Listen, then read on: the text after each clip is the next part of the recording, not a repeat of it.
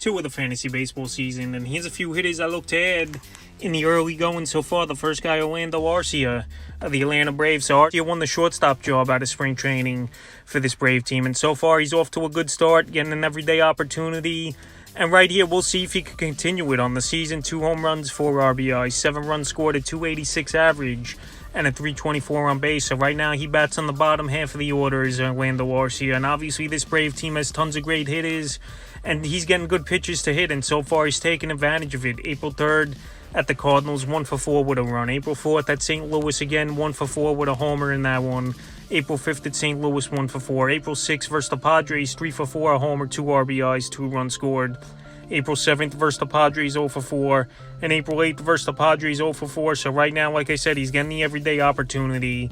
He's making the most of it. And he qualifies at second, short, and outfield in fantasy baseball, which is good versatility.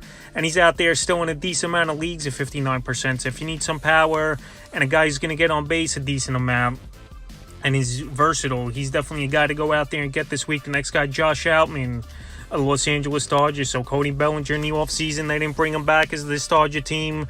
We're obviously confident in Josh Outman going out there and playing good baseball. And so far in the season, he hasn't disappointed. 3 home runs, 9 RBIs, 7 runs scored, a stolen base, a 348 average, and a 516 on base. The only problem, 11 strikeouts in 23 at-bats here for Outman, but he's a guy with some power, and right now he's making the most of it here, batting 7th usually in this Dodger offense and getting the everyday opportunity. April 3rd versus the Rockies, 2 for 5, 2 runs, 3 RBIs. April 4th versus the Rockies, 0 for 2. April 6th at Arizona, 2 for 3 with a rib. April 7th at Arizona, 1 for 3, a homer, and an RBI in that one. April 8th at Arizona, 1 for 3 with a homer and 2 RBI. So right here, he's not available in many fantasy leagues, only 44%. But this is the time to go out there and get him, because if he keeps this up, he'd be owned about 70-75% after this week. So right now, while he's out there in a decent amount of leagues, still at 44%, Outman's definitely a guy to go out there and get this week. And like I said, he's showing power, good batting average, and he's getting the everyday chance. Next guy's Miles Straw of the Cleveland Guardians. So Straw, we know he's a stolen base specialist and already off to a monster start in that category and hitting great as well on the season. No home runs, 4 RBIs, 6 stolen bases, 7 runs scored, a 370 batting average, and a 528 on base. So last season, he's not going to hit that high of an average. Last year, like I said, 221 average for Straw, but stolen bases and runs scored, he definitely could bring it for fantasy owners. And right now, off to a hot start. April 3rd at Oakland, 2 for 3, a run, 2 RBIs, 2 stolen bases. April 4th at Oakland, 1 for 2 with a run. April 5th at Oakland, 2 for 4, 2 runs, a stolen base. April 7th versus Seattle, 1 for 3 with a rib. And April 8th versus Seattle, 1 for 2 with a run, an RBI, and a stolen base. So right now, like I said, he's getting on base, he's scoring runs, and he's stealing bases here. And if you need those categories and a guy is a utility man or a third outfielder, I think Straw is a decent ad. And right now, he's available in 59% of fantasy leagues. The next guy I looked at this week here is Patrick Wisdom of the Chicago Cubs. So Wisdom last season, he was up and down in terms of consistency, but he qualifies first, third, and outfield, and he plays pretty much every day. And we know he's got legit power, is Wisdom. On the season, 3 home runs, 6 RBIs, 7 runs scored, a 348 average, and a 400 on base. So right now, he's not going to get on base a lot to batting average ratio. And last year, I know he only hit 207, but he still had 25 home runs and 66 RBIs. So if he could cut down on the strikeouts here and put the ball in play more and show more pop, Wisdom could be a valuable ad. And right now, he's available in tons of leagues at 68%. So the last few games here for him, April 2nd versus Milwaukee, 2 for 4, 2 home runs in that one. April 3rd at Cincinnati, 1 for 4 with a run. April 4th at Cincinnati, 3 for 5, 2 runs, 3 RBIs. April 7th versus Texas, 0 for 3. And April 8th versus Texas, 2 for 4 with a homer, an RBI, and 2 runs scored. So right now he's showing power, is Wisdom. Out there, like I said, 68% of fantasy leagues. And the versatility obviously is great as well for Wisdom, where he could go out there and you could put him at first, third, outfield, the utility, which is very good for fantasy baseball. And if you need power and you could give up a little bit of batting average, that's what Wisdom is going to do for fantasy owners. And if he could just be a little more consistent, he definitely could hit 30, 35 home runs possibly this season. The next guy is Isaac Paredes of the Tampa Bay Rays. So Paredes last season came out of nowhere. a little bit with a hot streak in the summer months. And so far this season, he's off to a roaring start. Once again, 2 home runs, 9 RBIs, 4 runs scored, a .320 average, and a .370 on base. So last season he hit .205, but I think he could hit .240s, .250s this season as Pardes.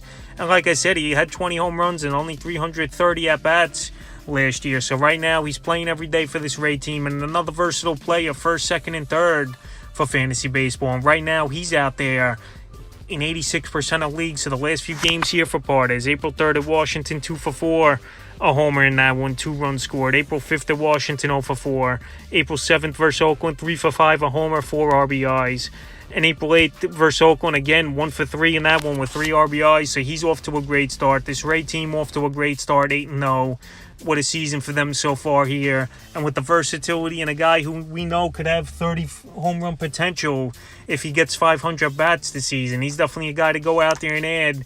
And the versatility is icing on the cake as well for Pardes this week. The next guy is Garrett Mitchell of the Milwaukee Brewers. So Mitchell last season had a cup of coffee in the major leagues, but so far getting an opportunity playing most days besides versus lefties for this Brewer team. And he's off to a great start as well. 3 home runs, 6 RBIs, 6 runs scored, a .333 average, and a .385 on base. So Mitchell, he's found the power stroke and had a walk-off homer as well versus the New York Mets a few games ago. April 3rd versus the Mets, 1 for 4, 2 runs scored.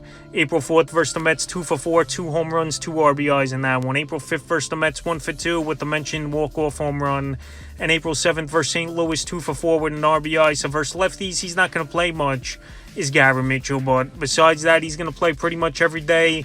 And he's a guy who I think could have legit 25-30 home run power for this Brewer team. And this Brewer team so far showing a lot of power in the early going. So another guy not available in many fantasy leagues here is Garrett Mitchell, only in 44%. But if he takes off once again this week here, he's going to be owned in way too many leagues, and it'll be too late for owners to go out there and get him on the wire this week. The next guy, Francisco Alvarez of the New York Mets, are one of the top prospects in all Major League Baseball. Only at 20 years old here is Francisco Alvarez, and the New York Mets have called him up. But right now, Thomas Nido so far in the first 2 games since Alvarez got called up has been starting, and I think that's a mistake, to be honest here. The Mets need some offense, and this guy showed some power in the minor leagues here, is Francisco Alvarez. So right now, last season only had a cup of coffee, 12 at-bats with a home run for the Mets. But like I said, in every level of the minor leagues, he showed major power. And he's a guy that's a catcher as well, which is one of the weakest positions in fantasy baseball. So right here, he'll get the start a couple times a week here is Alvarez. But he's still a guy who will go out there and stash on my bench, because if he could get a couple starts and start showing power, he's going to be a guy that's going to be in the lineup for this New York Met team. And also a guy that could even DH if they still wanted to start Nido and you sit Vogelbach. So right here, Alvarez, one of the top prospects, like I mentioned. And I think it's a matter of time before he finds his way almost into an everyday role.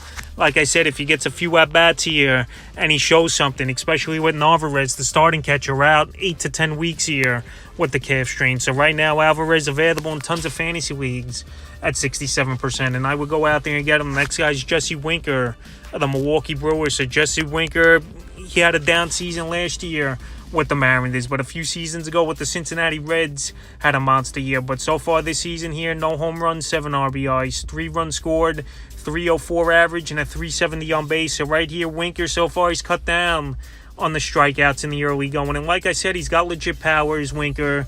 He's got a pretty sweet swing for a lefty. And I think this season here, change of scenery and a good hit his ballpark, obviously over there in Milwaukee, definitely can help Winker. And right now, he's out there in 62% of leagues. So the last few games here for Winker: April 2nd at the Cubs, 2 for 3, a run, 3 RBIs. April 3rd versus the Mets, 1 for 3, a run and a rib. April 4th versus the Mets, 0 for 3. April 5th versus the Mets, 2 for 4, a run, 2 RBIs. And April 7th versus the Cardinals, 1 for 5. So right now he's batting second in this Brewer lineup. So he's getting opportunities, and he's got a cornerstone spot in that lineup where he's going to get good pitches. And a guy who, like I said in the past, has had some good seasons and has a nice swing at the left side of the dish. So right now, Winker out there in a decent amount of fantasy leagues. I definitely will go out there and get him. The next guy is J.D. Davis of the San Francisco Giants. So J.D. Davis, he's getting an opportunity with this Giant team.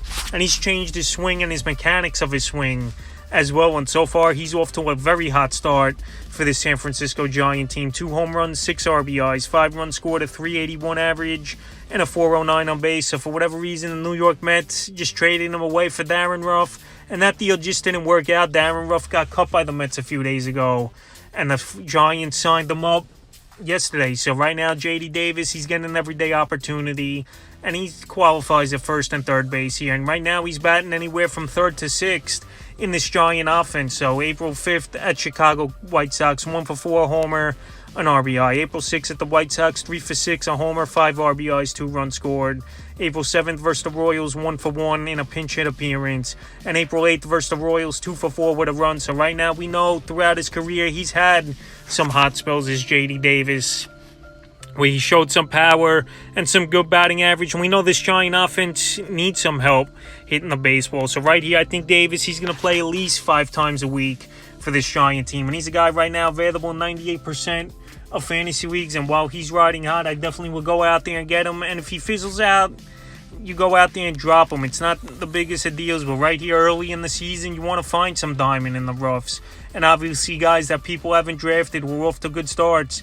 And the final hitter I looked at on the wire this week here is Trevor Larnach of the Minnesota Twins. So Larnach, he's come up so far, and he's really playing great baseball for this Twin team in the early going. Last season, a cup of coffee with the Twins, only 160 at-bats, but right now, getting an everyday opportunity, and he's making the most of it on the early going. 1 home run, 7 RBIs, 5 runs scored, 355 average, and a 459 on base. So right now, surprisingly still available is Larnach in tons of leagues at 84%, especially a guy playing every day.